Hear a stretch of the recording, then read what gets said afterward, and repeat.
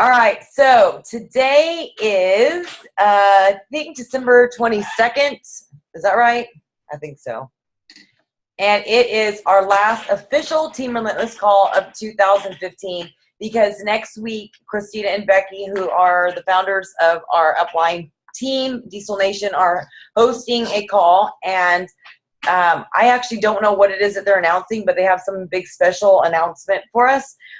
So I'm really excited to tune in. So make sure that if you haven't already RSVP to the event invite that you do, and that you set an alert on your phone or on your calendar or however you keep track of your appointments to make sure that you don't miss this, because this is something special for us. No clue what it is. I know they've been working on some videos, but we are very blessed to be part of a team that really takes interest in not just their own personally sponsored coaches, but everyone all the way down to the very bottom, meaning people who just signed up, and they really pour everything into us. And I'm fortunate for that, because for me, becoming a coach was something really important to me, because it gave me somewhere to belong. And so when you actually feel like you're valued and you're important and that they care about us as a whole, it really helps you stay motivated. Even when my business this year really took a huge nosedive, my coach still was there for me, still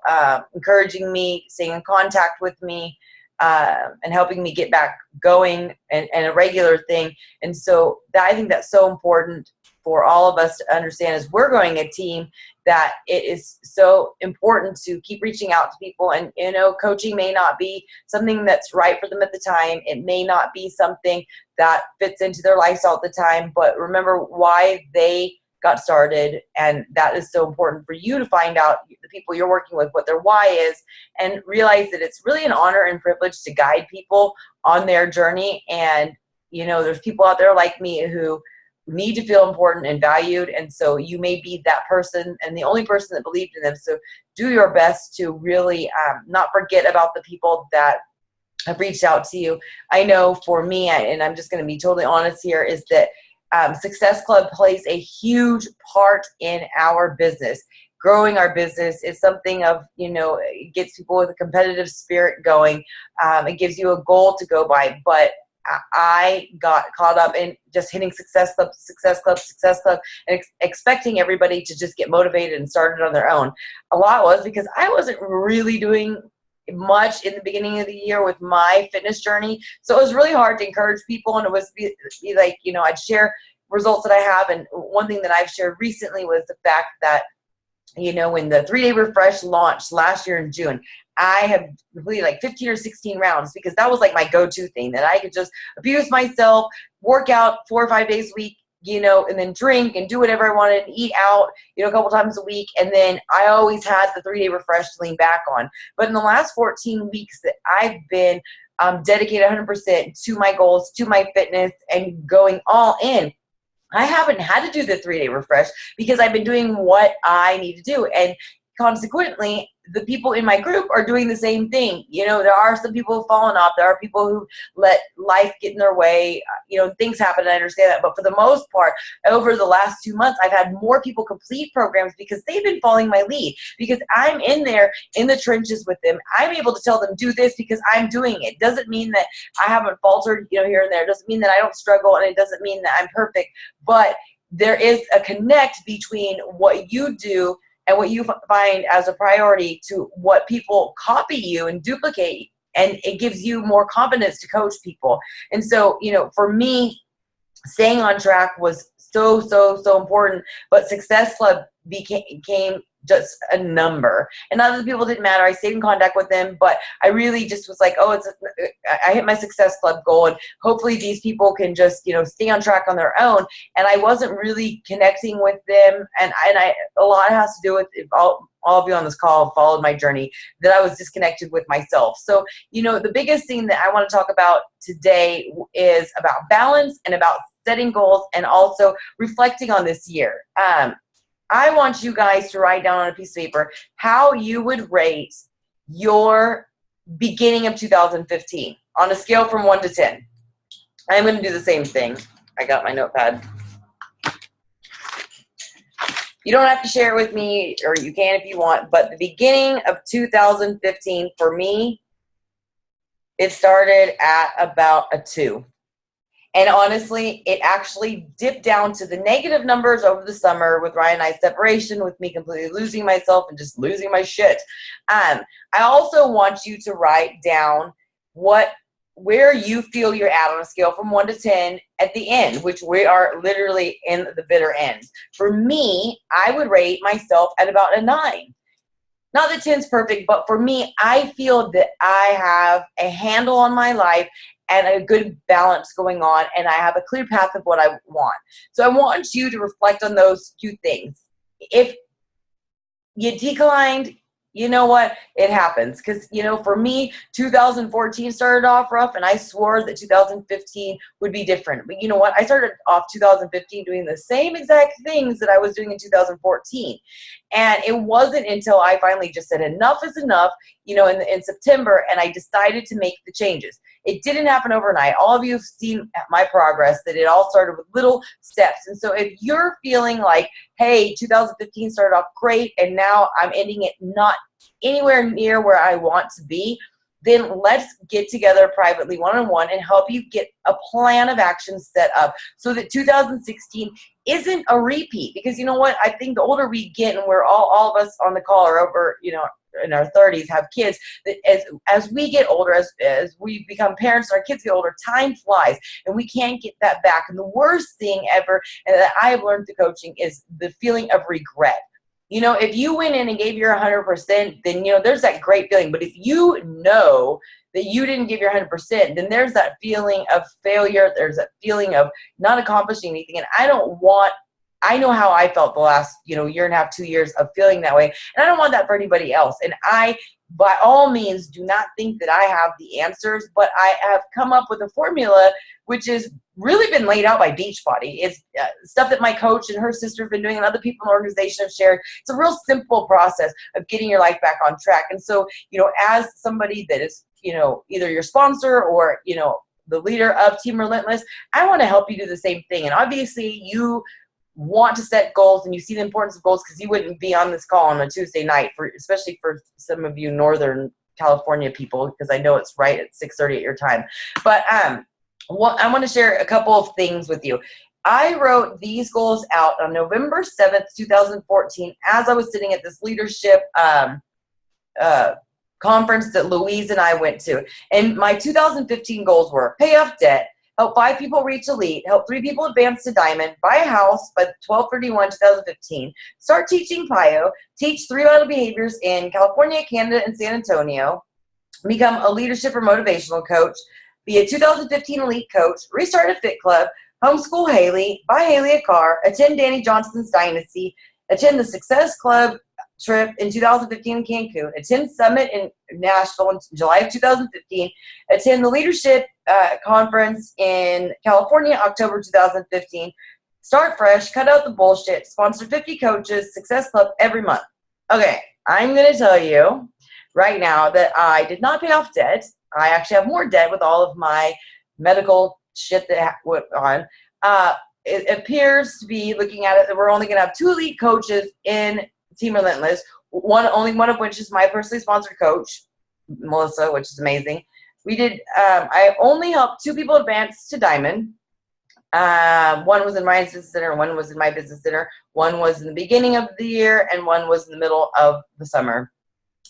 We did not buy a house. We're still in this house. I never started teaching PIO. I taught 3 vital behaviors in California, but not in Canada or San Antonio. Didn't become a leadership or motivational coach. Really, I don't think anybody wanted me as a motivational coach in the first 3 quarters of 2015. I am not going to hit elite. I did not ever find a place to restart a fit club. Haley, homeschooling, that changed her goals, and my goals for that changed. Did not buy her a car, because my idea of parenting and responsibility plus finances just didn't work out. I never made it to Danny Johnson's Dynasty. I did not sponsor 50 coaches.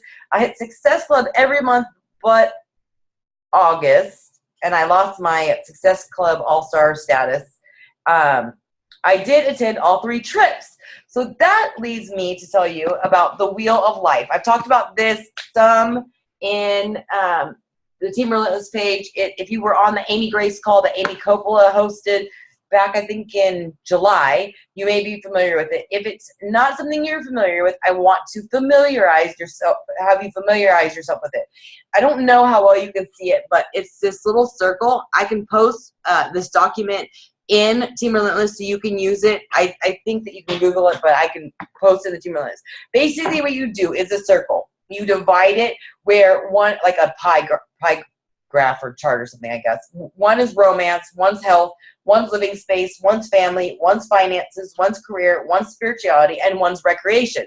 And essentially what you do is in the middle of the thing, this starts as say 0, and then up here is 10. So you do a dot for wherever you feel your life is in that area on a scale from 1 to 10. Then you connect it. You really see how out of balance your whole life is. I'm going to show you my example. This was, I don't know if you can see it, what I did for July. As you can see right there, there is literally no balance. It was all out of whack. I mean, it looks like a perfect star, but really what you're shooting for, more or less, is balance, where it's kind of like that, where it's a little more in tune. And we talk about this a lot and I can send pictures of this in the event by afterwards if you couldn't see, but really we want balance in our life, because when all of these things, these areas are really important facets of your life, your romance life, whatever that may look like for you, health, your living space, where you live, the way you feel about your area that you spend most of your life in is pretty huge. Family is usually people's biggest why, the reason, what propels them to keep going, their biggest influence on them, and they're the biggest influence on their family. Your finances, that can create a lot of stress. It can create a lot of just stress that falls on everything else, your family, your health, your romance, your career, how you feel about your career. Whether it's you hate your job and you want to become a full-time Beachbody coach, or whether it's you're struggling in coaching and that causes stress. Your spirituality. If you know me, I'm not a big lover of God just because of the way I was raised. Do not have any problem with lovers of God. Totally do that. But you have to have some sort of higher power, some sort of sense of spirituality, whatever that looks like. You have to have some belief system. And, that's one thing that I've learned through personal development is that everybody's God or their universe or their higher power. I've learned a lot of this in therapy. It's whatever it looks like. But you have to have some sense of that. And then recreation. Well, one thing that I realized when I honestly did this little chart in July was looking at it is the biggest thing was recreation was an 8. And then if you heard those goals that I said that I actually reached in 2015, they were all part of recreation. If you notice, I made it on the Success Club trip. I made it to Summit. I made it to the leadership. I taught 3 vital behaviors in a bunch of cities. Those were all recreation. And so, that kind of clued me in, is that Mindy has to have fun. So I'm trying to make my business fun. I'm trying to make things fun. But the thing was, recreation, I rated it as an 8. Everything else was in shambles. And that really clued me into thinking God, when everything else is turning to shit, which part of my goals was for 2015, remember, was cut out all the bullshit, was though that everything else seems so out of whack. So what did I do? Just throw myself into recreation as a distraction. Well, in the end, everybody needs to have play, but if it's all play and no work, eventually it will spiral out of control. And the thing is, as recreation became further up, my career started getting worse, my health started getting worse, my finances got worse, my relationship got worse, and then everybody knows the story of how, I just kept getting worse, where I ended up in a mental institution. But I set a plan to use this wheel of life as a way to gauge progress. We all know that in the Beachbody world, we gauge our progress. We track our foods with 21-day fix, whether you're using the app or you're just using the containers or the tally sheets. We use pictures, the scale. We use measuring tapes to measure our success in our health and and physical and weight loss transformation. Well, we need to have a mental check for our life to help keep in balance. Goals are very crucial. Writing out your goals daily. And you know, if you write out a to-do list, like, oh, I gotta go, you know, like Michelle has her daughter, you know, I know she had a birthday thing she was doing an outfit for. That was probably on a to-do list. I gotta get this outfit going. I gotta get everything ready for a birthday party. So there are things like that that are just everyday a to-do list. Like, I know, like, oh my God, I gotta get up. I need to make my bed. I need to do my workout, whatever it is. Set those goals in a to-do list, you know, every day. Part of that as a coach is your power hour, is checking into your coach online office, checking into your challenge group, checking into the Team Relentless page, checking into your coach page if you have a coach page for your sponsored coaches. Those are the things that every day keep you going. You know, even so little as I got to get up and get my kid to school and get to work. Well, you have those things that propel you. Well, then you need to work on setting goals for the week. You know, whether it's you're having a hard time staying on track with your workouts, then set a goal, no missed workouts. Write a schedule out of, okay, well, this day my child has, you know, a whatever, something at their school or a dentist appointment, or, you know, Brandon does Christmas lights. I'm going to be doing Christmas lights for a friend, for their kid. You know, if Angie has Fit Club one night, whatever it is, I know that schedules vary. That's why it's so important to set goals every day and set weekly goals of, okay, never skip a workout. Well, Tuesday, I can't do it at my normal time that I prefer. So how am I going to get it in? And you write it out. There's the saying that, you know, fail to plan, plan to fail. So this is so important that you write up those goals.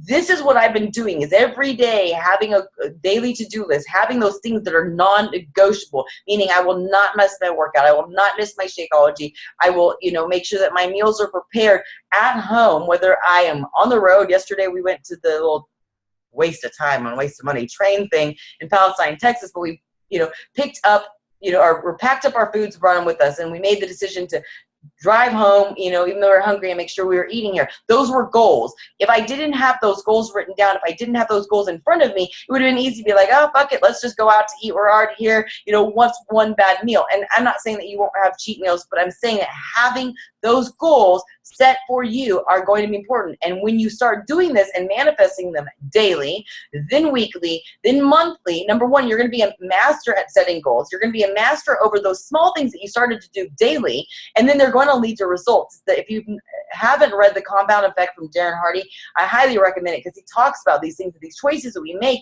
you know, which are fueled by goals, will add up to great things if you're doing positive things. Also, if you're having a cheat meal every, you know, couple of days, those will also consequently have results that are unfavorable. So one thing that I decided to do, and this is something that Ryan and I are doing, is we're using this wheel of life to do it the first of every month.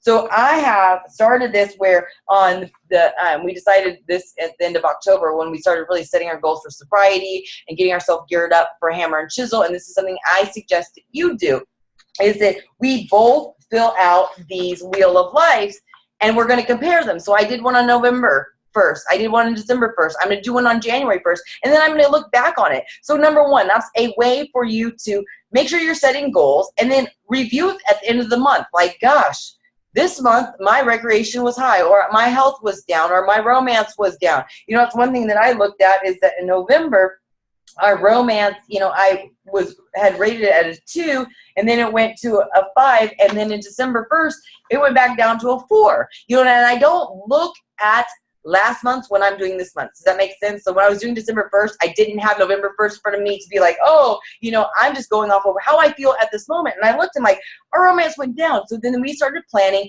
We went out to the movies and had a, you know, a sober date night. Then we took the whole day off a couple Fridays ago and went and spent time at Lake Conroe.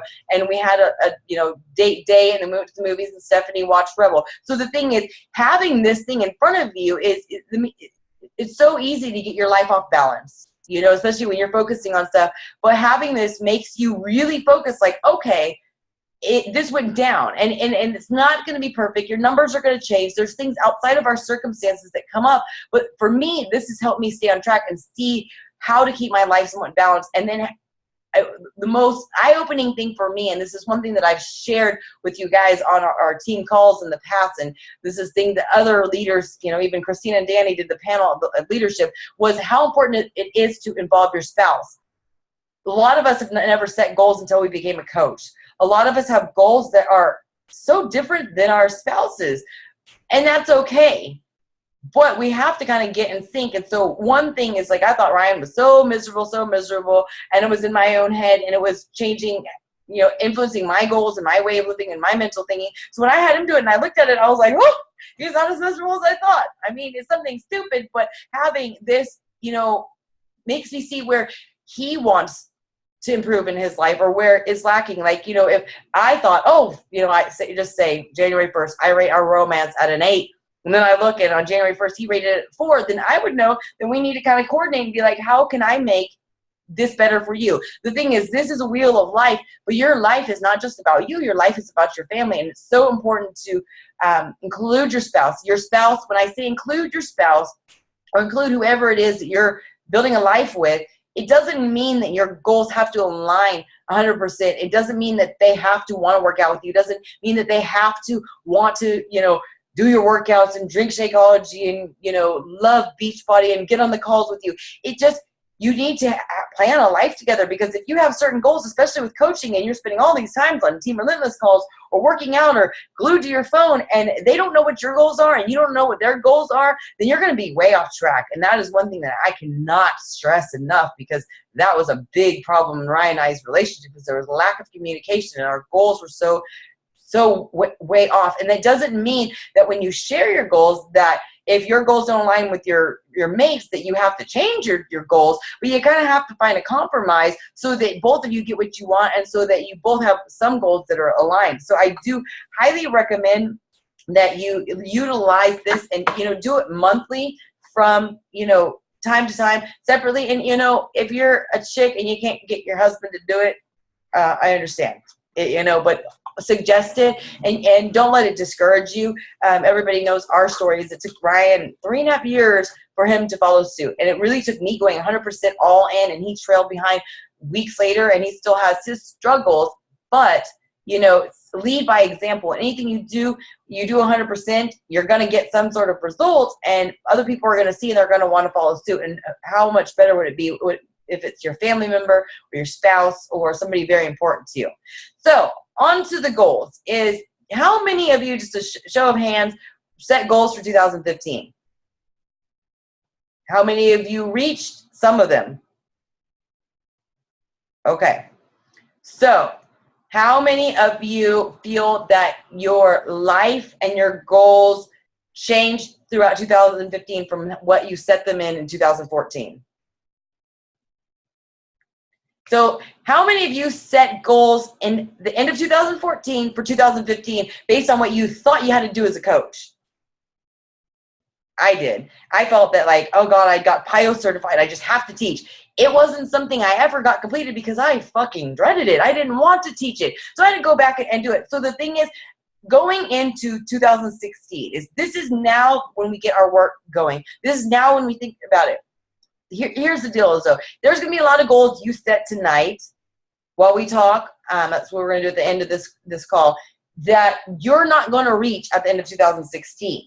And I want to let you know that that's okay, because as your journey goes, things change. Like, I look at Brandon, you know, he signed up basically for the discount. He had, you know, completed a lot of the program. He was drinking Shakeology. It just made sense. Why not save the money? He didn't really want to do the coaching thing. You know, his work schedule was crazy. And then he went to Summit. He decided to make the decision to go to Summit, and really he went all in. And then our relationship really changed once me and Ryan and I got our shit together, started working closer with him. Then, you know, he has pushed himself in 2015 outside of his comfort zone, you know, taking certification classes, and now moving forward to become a certified trainer. So the thing was, at the end of 2014, I guarantee if I had told Brandon, these are the things you're going to be doing in 2015 into 2016, he would have been like, no way. So the thing is, when you set these goals, they're just a marker. There's things that you need to go back and check on and look and see if, did I set these goals because I truly want them? Am I setting these goals because they truly match my family's goals? Or the things that are truly going to help me build my business? Are these things that are really going to help me fulfill my passion and my purpose? Are these things that are really going to add value to my life? Honestly, for me, I keep thinking about wanting to utilize my PIO certification and teach it. And I was like, I dreaded it. It would cause me pain and stress. Then I really thought about it. Well, if I do this, is it going to help me hit Success Club? Probably not, because I would be teaching it live in this town. Everybody in fucking Brenham and Washington County knows I'm a coach. I'm the one who brought Shakeology to this town. So it's not going to do anything to get my name out there. Everybody knows that I was the only one in the test group to be, chosen to be part of the pilot, infomercial. I was only used for like this much in the pilot infomercial. Like literally there's one pose of me. That didn't help my business. So then I had to readjust. And so I'm not going to beat myself up over it. The fact that I only hit a few of my goals in 2015 made me really put together the wheel of life, that I was too busy being a party animal, being social. That also really catapulted me into setting the goal for sobriety. I have never been more productive and on top of things and business oriented and family oriented until I stopped drinking. Not saying that you need to do that, but it really helped me. And so this is the importance of setting goals, writing them down. So many people put their goals in their phone. Seriously, that's so cool. That's awesome. You can take screenshots. You can post them in your group. But there is something that like scientifically is proven that when you write it down, it becomes real. I took a picture of it on my phone, but I actually have the papers. Like I actually still have, it's in my desk somewhere, the goals that I wrote on just a piece of paper that I pulled out of a notebook of the goals I set in 2012, at the end of 2012, to become a full-time coach. You know how cool that is to look back and be like, this is the goal that I set and I accomplished it. And again, that goal at the end of 2012 was to buy a house and pay off debt. Okay, so obviously, again, circling back to the wheel of life, was the fact that I let my business drop. Like I made significantly a couple tens of thousands of dollars less than I made last year. Looking at, I've been tracking my income for this year compared to all the years I've been a coach, but my income went down. And then my recreation made my debt go up. I didn't buy a house, so I'm looking at the things that keep transferring. So the thing is, having these goals written down and saving them, you can look at them, because paying off debt has been something important. Buying a house is important.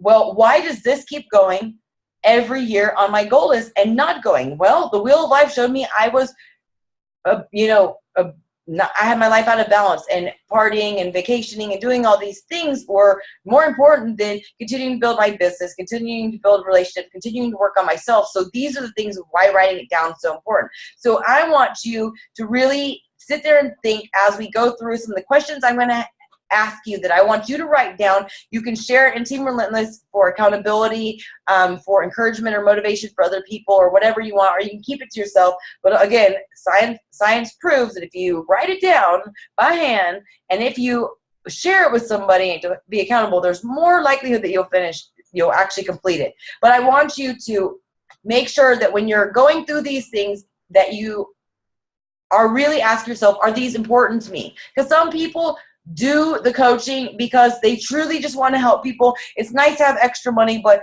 they're not really chasing rank. They're really not chasing income at the time.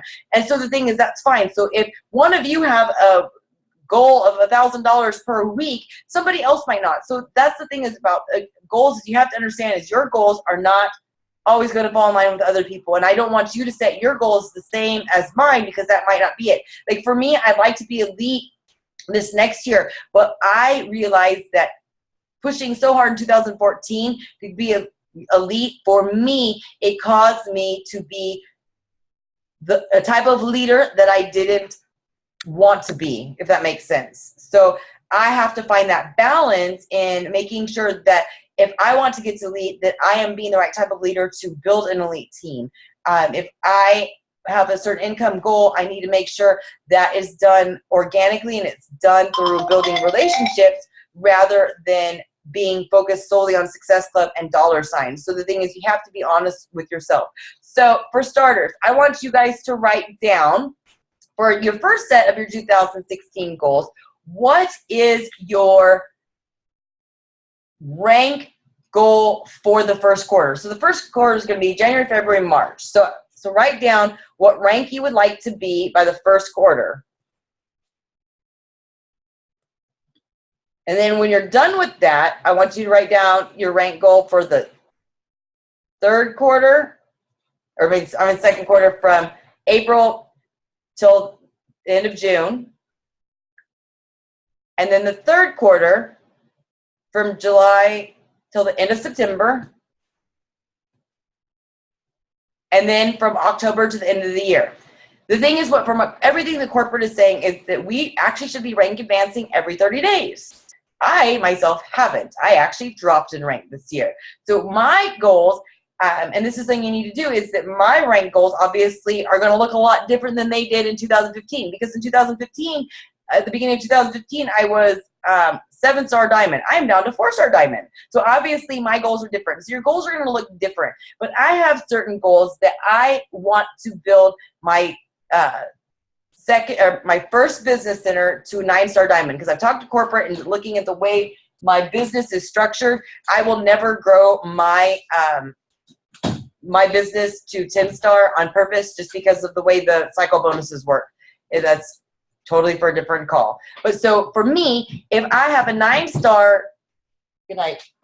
I'm not doing it. Okay. If I have a 9-star qualification or 9-star goal, then I need to pace it out that, obviously I'm not going to hit 9-star in the first quarter. So I need to set my goals to have it as a timeline. You need to have your timeline on a goal so that you have something to go by. Rebel, shh. That you have a realistic goal to get it by. Then I have a second goal of I want to build my second business center to 2-star so I can open up another business center. So I have to set a certain timeline for that. Ryan has certain goals for his business center. I've decided that I'm not going to work his business anymore because that really affected my elite qualification last year. I didn't realize that. And so that's why I have to readjust it, because last year I was going for elite so hard. And I built his business, and or the year before I was going for elite so hard in 2014 that I had to build his business up. I sacrificed a lot of volume, and it's really too technical for this call, I suppose. But now I have to realize, where my goals are. And so the thing is, when you set the goal for elite, you have to realize where it happened. I sacrificed a shit ton of income, which is important to me as a full-time coach and to get out of debt to buy a house, because I was going for elite. Some of you may or may not understand it, but Melissa Galmay ended up on my strong leg, and she's rocking it, and so is her team. So I sacrificed a shit ton of income that would have helped me get to pay off my debt, help me buy a house, and all these different things. So for me, I'm having to really kind of play it a certain way for me. For me, elite was super, super, super important in 2013 and 2014 to prove that I could do it, to prove that I was part of that elite thing. I proved that I can do it. And I got to walk across the stage. And that was something that was like, I will never forget that feeling. I will never forget how great it feels. But for me, I've done it. Now it means more to me to see some of you walk across the stage, in at summit and in events, and to be recognized than for myself.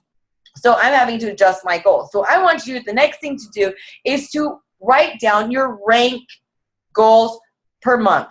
What would you like to be earning per month in the first quarter, second quarter, third quarter, and fourth quarter? We're breaking this up in quarters, so that way it is a relative time frame, and it gives you something to go. So I want you to write down the income goals you have for that you want to make per month. So if you're wanting to make $100 per month, at least by the end of the first quarter, and then 500 by the second quarter, and 1,000 or whatever it is, write that down.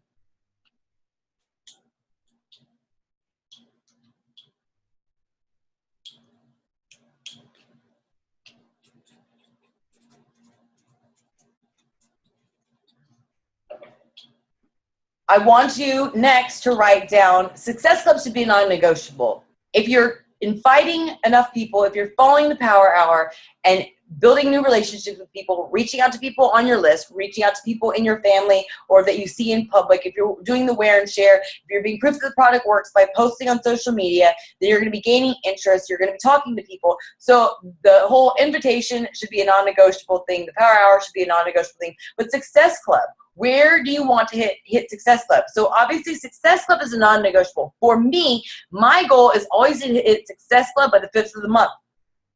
Do I always hit it by the 5th of the month? No, but it gives you something to go by.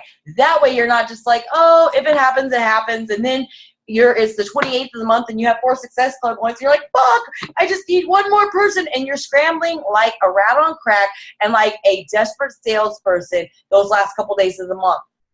So if you're slowly doing this and you set a goal, then you're working really hard at the beginning of the month, and then if you don't hit it, then you still have a good chunk of the month left. So I want you to set a goal of a date to hit Success Club 5.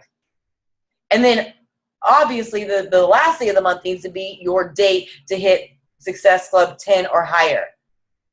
But I want your goal to be Success Club 5 by a certain date and Success Club 10 by the end of the month. It can be done. I have hit Success Club every month since February 15th, 2012, when I signed up as a coach, with the exception of August this year after just a couple months of inactivity with dealing with what I was dealing with. What? The work starts now. You want to start now and keep doing it consistently. That way in 2016, this happens. I lastly want you to write down how many coaches you want to sponsor each month. Charlie Taylor told me the other day, he's like, I want to sponsor, at least 1, 3 would be great. Then I'm like, set your goal for 3. That's how you build a business. That's how you rank advance. For every 10 coaches you sign, one's really going to do something. So if you're sitting there thinking like, oh God, I've been at this rank forever, or I don't have any coaches to do anything, it's because you're not recruiting enough. So set that goal. Some days you'll hit it. Some months I have recruited 10 coaches, other months 2 or 3. It just, sometimes it happens. And some months I have 2 or 3 coaches doing something, and others I have 0 that want to do anything. But set a goal. The last 2 things I want you to do are to write down how many programs you want to complete in 2015 and how many personal development books you want to complete. My goal is I want to do another round of hammer and chisel, and then maybe actually the round that they have set out, or the maintenance. There's the 2 maintenance schedules. I'm not sure, but I want to continue hammer and chisel for at least another 60 days after I finish. Oh, the Zoom is about ready to quit. So if you want to hop back on, we just re-click the link when we're done because it will zap us off. But I want to do that, and I want to complete at least 3 more programs before the end of the year. That's going to make sure that I'm proof that the product works. I want to read 2 personal, or listen, I do Audible, listen to 2 personal development books per month.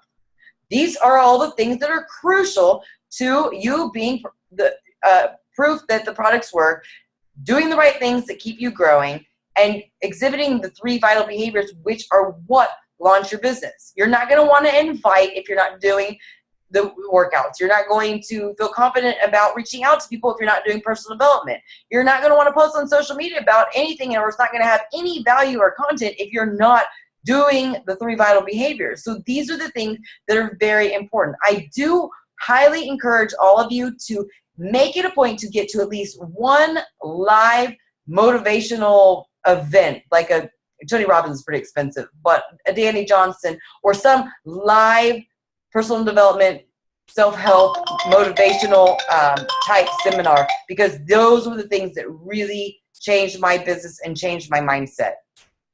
Does anybody have any questions? I was just going to say, if anybody that's in Northern California wants to go to the Go Pro event, it's January 31st tentatively, and there's 5 of us from my team already going. But if you get 5 more people in the area, then you can get the ticket for like $89. So that would definitely qualify as one of those events Mindy's talking about. Yeah, I remember you said something about that.